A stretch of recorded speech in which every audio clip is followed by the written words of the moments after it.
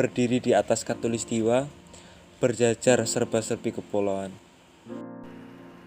Terpajang megah, inilah Indonesiaku tercinta, tanah Nusantara yang kaya akan budaya.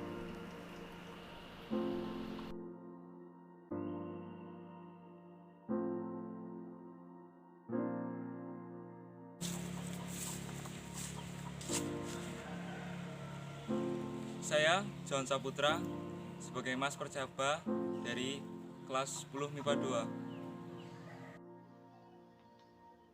2. Saya Letiza Arsifa, Mbak Percaba dari kelas 10 MIPA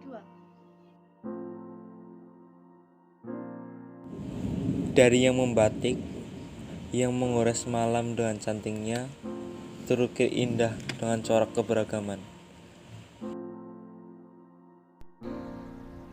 Bercermin pada setiap daerahnya, berbeda pula setiap coraknya. Banyak yang tak sama. Itulah kita yang beraneka ragam. Budaya tetap jadi identitas bangsa.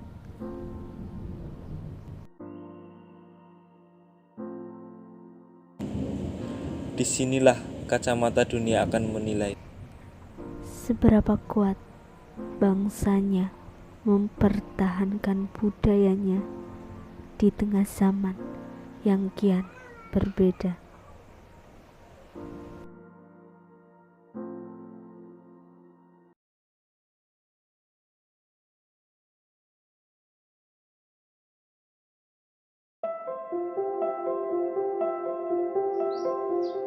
Alkisah di Jawa Barat. Hiduplah seorang raja bernama Prabu Tapa Agung yang arif dan bijaksana. Beliau menyerahkan tahtanya kepada putri bungsunya, yaitu Purbasari. Hal ini membuat putri sulungnya Purbararang iri dan dengki terhadap Purbasari. Kemudian Purbararang bersama dengan Raden Indrajaya tunangannya merencanakan untuk menyingkirkan Purbasari dari kerajaan. Mereka pun menemui dukun sakti bernama Nyi Ronggeng dan diberi ramuan untuk meracuni Purbasari. Sesampainya kembali di istana, Purbararang pun mencampurkan ramuannya ke dalam minuman Purbasari. Dan seketika setelah meminum, Purbasari langsung jatuh sakit. Wajahnya menjadi buruk rupa dan tubuhnya dipenuhi oleh bintik-bintik hitam. Mengetahui keadaan tersebut, Purbararang mengadu kepada raja dan membujuknya untuk mengasingkan Purbasari agar penyakitnya tidak menular ke masyarakat. Dengan sangat terpaksa, raja pun mengasingkan Purbasari dan menyerahkan tahta rajanya kepada Purbararang. Sementara itu, diantar oleh Pati Uwabantara, Purbasari diasingkan ke tengah hutan. Di tengah hutan, Purbasari hidup bersama hewan-hewan dan dibuatkan gubuk kecil untuk beristirahat. Suatu ketika, ia bertemu dengan seekor kera atau lutung yang dapat berbicara. "Hai putri, sedang apa kamu di sini?" tanya lutung atau kera tersebut. Dengan kaget, Purbasari pun menjawab, "Siapa kamu? Kenapa kamu bisa berbicara?" tanya Purbasari. "Aku sebenarnya adalah Kurunginda, putri Sunan Ambu dari Kahyangan. Aku dikutuk menjadi kera karena aku berbuat kesalahan dan aku tersesat di hutan ini.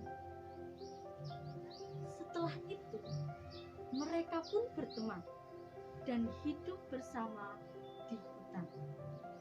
Purbasari memanggilnya Lutung Kasarung, yang berarti lutung atau kera yang tersesat. Suatu hari, Lutung berdoa kepada Sang Kuasa untuk dapat menyembuhkan penyakit Purbasari. Dan seketika, tanah di sekitarnya mengeluarkan air dan membentuk telaga.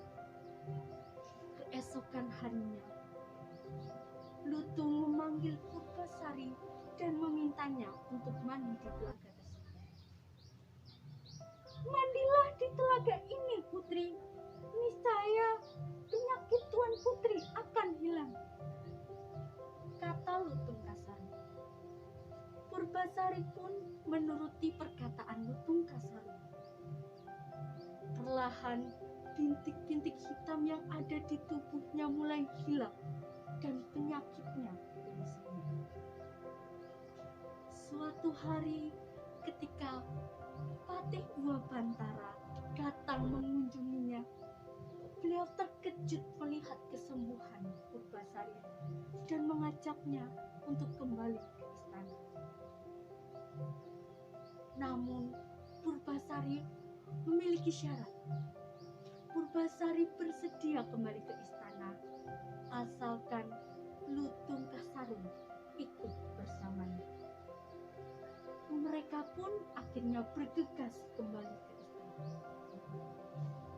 Melihat Purbasari tiba di istana, Purbararang sangat terkejut dan marah. Dia pun berkata, "Kau mungkin sudah sembuh, Purbasari, tapi tidak semudah itu untuk kembali ke istana. Aku mempunyai 2 syarat untuk menguji siapa yang paling baik di antara kita. Yang pertama, kita uji rambut siapakah yang paling panjang." Dan ternyata rambut Purbasari lah yang paling panjang, karena selama di hutan dia tidak pernah menyukur rambutnya. Baiklah, jika kali ini kau yang menang, Purbasari. Sekarang pasangan siapalah yang paling tampan dan gagah? Dengan gagah dan percaya diri, Raden Indrajaya sebagai tunangan Purbararang yakin bahwa dirinya lah yang akan menang. Kemudian Purbasari pun menunjuk Lutung Kasarung untuk menjadi pasangannya. Dan seketika Lutung berubah menjadi manusia yang lebih tampan dan gagah daripada Raden Indrajaya. Semua orang terkejut melihat ketampanan Lutung Kasarung. Akhirnya Purbasari dinobatkan kembali menjadi ratu kerajaan dan menikah dengan Lutung Kasarung atau Guru Minda. Mereka pun hidup bahagia di kerajaan.